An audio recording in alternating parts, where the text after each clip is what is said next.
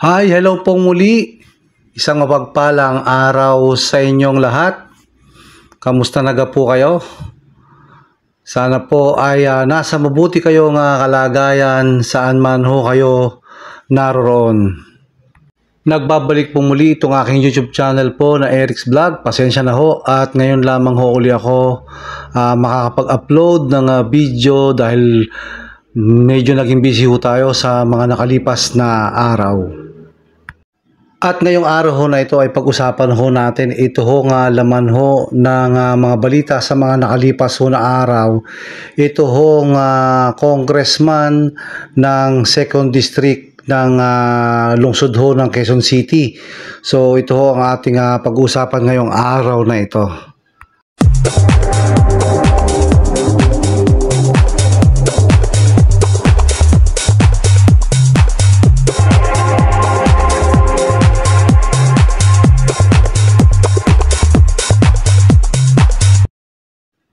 Nagbabalik pong muli itong aking YouTube channel na Eric's Vlog. Ang akin ho nga tinutukoy na congressman sa 2nd District ng Quezon City ay ito hong si Congressman Ralph Tulfo. Ito hong si Congressman Ralph Tulfo ay Ralph Wendell Pua Tulfo ho sa totoong pangalan niya. At ito ho ay anak ng sikat na broadcaster at kasalukuyan hong senador na si Rapi Tulfo, at anak din ho ito ng representative ho ng ACT-CIS party list na si Jocelyn Pua. Ito hong si Congressman Ralph Tulfo ay pinanganak ho noong July 12, 1996 at siya ho ngayon ay 29 years old. Ngayon naman ho ay pag-usapan natin ito hong kanyang political career. Una hong sumabak sa larangan ho ng politika itong si Ralph Tulfo noong siya ho ay tumakbo na congressman sa 2nd District of Quezon City, at dyan ho ay nakalaban niya ang incumbent congresswoman na si Precious Castelo. At ang kinalabasan ho ng eleksyon ay nagwagi ho itong si Ralph Tulfo laban ho sa nakaupong si Precious Castelo. At ang naging kalamangan ho ng nanalong congressman ho noong 2022 sa 2nd District of Quezon City na si Ralph Tulfo ay umabot ho sa 30,673 votes.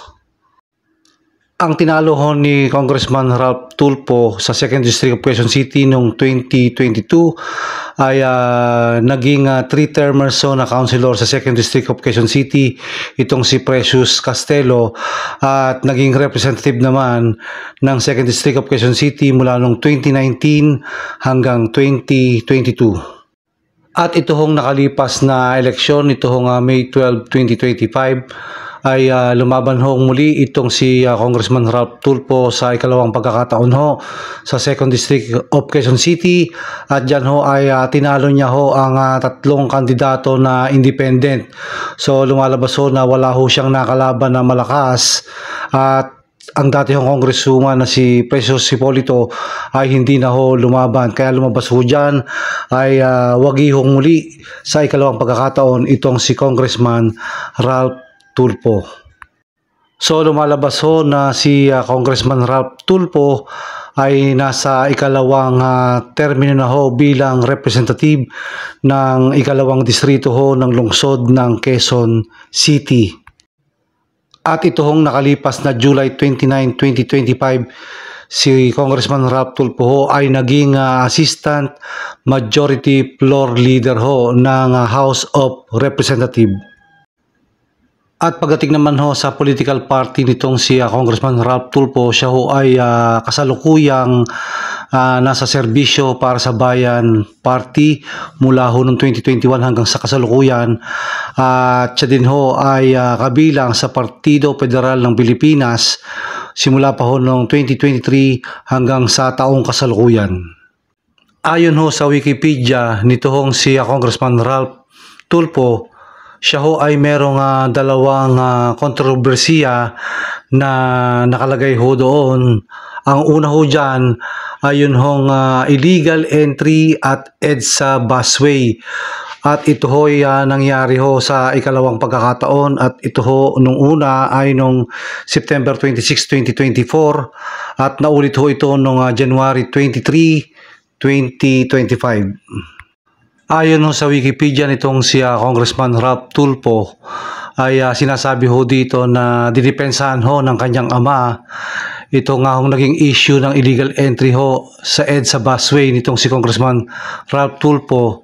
At sinasabi niya na ho doon na ang kanyang anak daw ho ay hindi nagsisinungaling at hindi daw ho tumakas sa mga otoridad.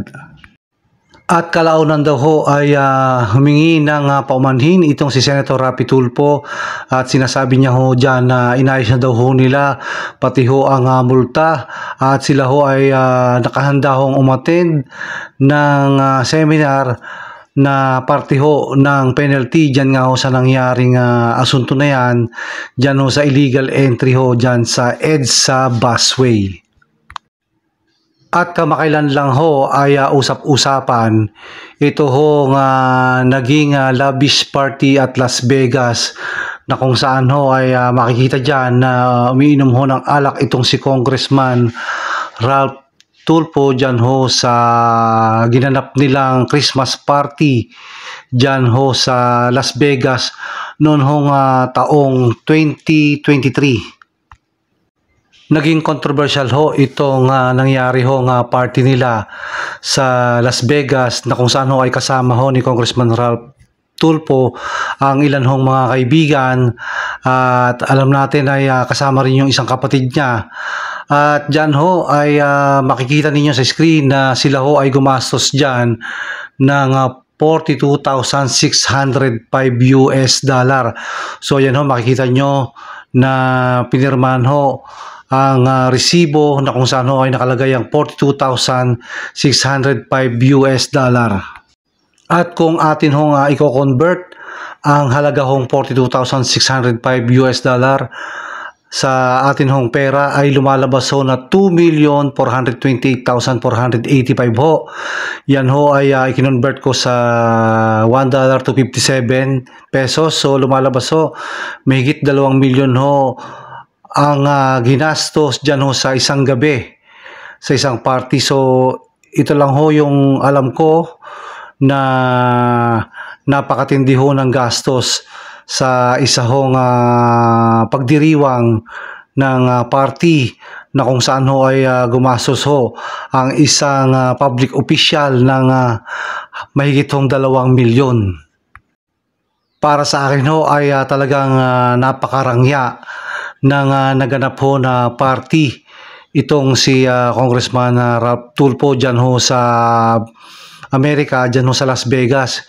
So mantakin nyo ho ay gumastos ng 2 milyon sa isang gabi lang ho, sa isang party na kung saan ay ito'y napakalaking halaga, at wala pa talaga akong nabalitaan na gumastos ng ganito ho kalaki. At hindi pa ho natatapos ang istorya ho dyan, sapagkat nasundan pa ho ito ng isa pang party na kung saan ho ay gumastos ho itong si Congressman Ralph Tulfo ng $73,000 US. At kung i-convert ho natin ito sa ating pera ay lumalabas ho na mahigit 4 na milyon ang ginastos ho sa isang gabi lang ho. Mantakin niyo ho yan, gaano ho kalaki yan. Talagang napakatindi ho ng nangyaring yan. Talagang naging controversial ho yung pangyayari hong yan, na gumastos ho ang isang public official ng ganyan ho kalaki. Ang nagsiwalat ho ng controversial ho na yan na matinding party ho ni Congressman Ralph Tulfo ay ito hong Bojack TV. So siya ho ang nagpakita ho ng video na yan, na kung saan ho ay lumustay ng napakalaking halaga ho itong si Congressman Ralph Tulfo dun ho sa kanilang naganap na Christmas party dun ho sa Las Vegas. So yun ho, nakakalula ang halaga ho ng ginastos nitong congressman ho ng 2nd District ng Quezon City doon ho sa naganap nga ho na Christmas party nila sa Las Vegas noong taong 2023. So yun ho, isang 2 million at isa ho nagkakalaga ng 4 million. So lumalabas ho, dalawang gabi ho ay gumastos itong si Congressman Ralph Tulfo ng halagang mahigit ho 6 million. Ito hong si Ben Tulfo ay nag-live ho doon sa kanyang YouTube channel ho na Bitag dahil ho sinarimunan niya itong kanyang pamangkin at labis hong nag-alala dito ho sa nangyayari nga ho na kontrobersiya na kung saan ay gumastos ho ng malaki ang kanyang pamangkin doon ho sa Las Vegas. Kaya ang sabi niya ho ay wag hong gumaya sa mga trapo at talaga hong nadismaya itong si Ben Tulfo dito ho sa kanyang pamangkin na si Ralph Tulfo. So yan ho ang naging kaganapan ng mga nakalipas na araw ho na kung saan ho ay nag-react itong kanyang tiyuhin na si Ben Tulfo. So yan ho, binahagi ko lang ho sa inyo itong 2nd District ng Quezon City Representative Ralph Tulfo, ang kanyang political career at ang bumabalot ho na kontrobersiya sa mga napapaulat ho nitong mga nagdaang araw. So hanggang dito na lang po muna ang ating vlog. Isang mapagpalang araw po muli sa inyo and God bless po.